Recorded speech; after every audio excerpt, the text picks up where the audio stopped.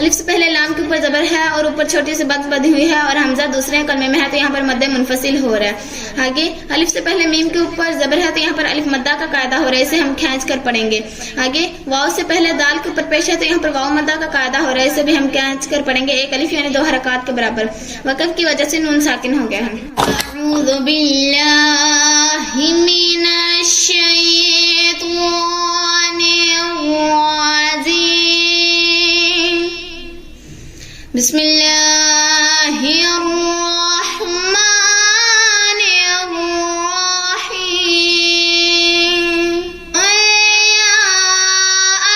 یا ایھا الکافرون.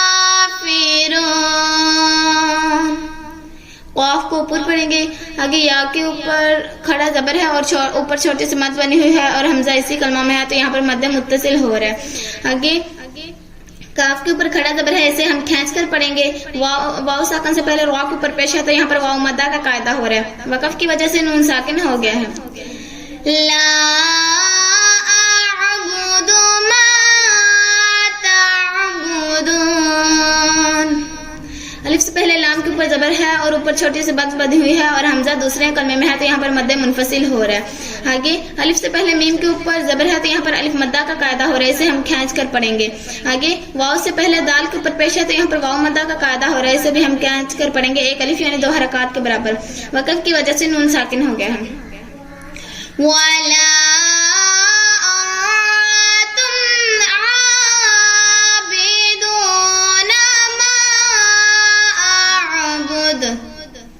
الف سے پہلے لام کے اوپر زبر ہے اور اوپر چھوٹی سی مد بنی ہوئی ہے اور حمزہ دوسرا کلمہ میں ہے تو یہاں پر مد منفصل ہو رہا ہے.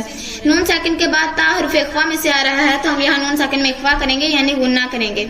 میم ساکن کے بعد عین آ رہا ہے تو یہاں پر اظہار شفوی ہو رہا ہے, یہاں پر ہم غنہ نہیں کریں گے. عین کے اوپر کھڑا زبر ہے, اسے ہم کھینچ کر پڑھیں گے. ایک الف یعنی 2 حرکات کے برابر. آگے واو ساکن سے پہلے دال کے اوپر پیش ہے تو یہاں پر واو مدہ کا قاعدہ ہو رہا ہے, اسے بھی ہم کھینچ کر پڑھیں گے. آگے الف سے پہلے میم کے اوپر زبر ہے اور اوپر چھوٹی سی مد بنی ہوئی ہے اور حمزہ دوسرا کلمہ میں ہے تو یہاں پر مد منفصل ہو رہا ہے. وقف کی وجہ سے دال ساکن ہو گیا ہے تو ہم اس میں قلقلہ ظاہر کریں گے. وَلَا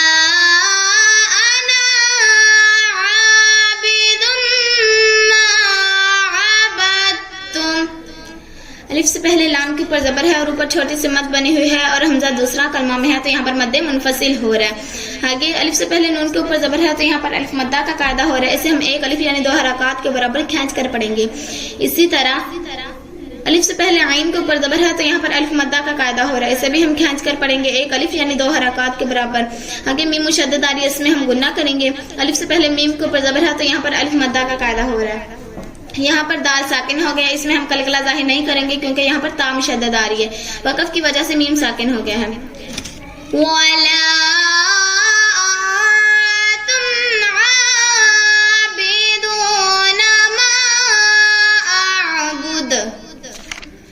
الف سے پہلے لام کے اوپر زبر ہے اور اوپر چھوٹی سی مد بنی ہوئی ہے اور حمزہ دوسرا کلمہ میں ہے تو یہاں پر مد منفصل ہو رہا ہے. یہاں پر نون ساکن کے بعد تا حرف اخفا میں سے آ رہا تو ہم نون ساکن میں اخفا کریں گے یعنی غنہ کریں گے. آگے عین کے اوپر کھڑا زبر ہے, اس کو ہم کھینچ کر پڑھیں گے. ایک الف یعنی 2 حرکات کے برابر. آگے واو ساکن سے پہلے دال کے اوپر پیش ہے تو یہاں پر واو مدہ کا قاعدہ ہو رہا ہے, اسے بھی ہم کھینچ کر پڑھیں گے. آگے الف سے پہلے میم کے اوپر زبر ہے اور اوپر چھوٹی سی مد بنی ہوئی ہے اور حمزہ دوسرا کلمہ میں ہے تو یہاں پر مد منفصل ہو رہا ہے. وقف کی وجہ سے دال ساکن ہو گیا ہے تو ہم اس میں قلقلہ ظاہر کریں گے. لَكُمْ دِينُكُمْ وَلِيَ دِينِ. میم ساکن کے بعد دال آ رہا ہے تو یہاں پر اظہار شفوی ہو رہا ہے, یہاں پر ہم غنہ نہیں کریں گے. آگے میم ساکن کے بعد واو آ رہا ہے تو یہاں پر بھی اظہار شفوی ہو رہا ہے, یہاں پر ہم غنہ نہیں کریں گے. آگے یا ساکن سے پہلے دال کے نیچے زیر ہے تو یہاں پر یا مدہ کا قاعدہ ہو رہا ہے. وقف کی وجہ سے نون ساکن ہو گیا. اعوذ باللہ من الشیطان الرجیم. بسم اللہ الرحمن الرحیم. قل یا ایھا الکافرون. لا اعبد ما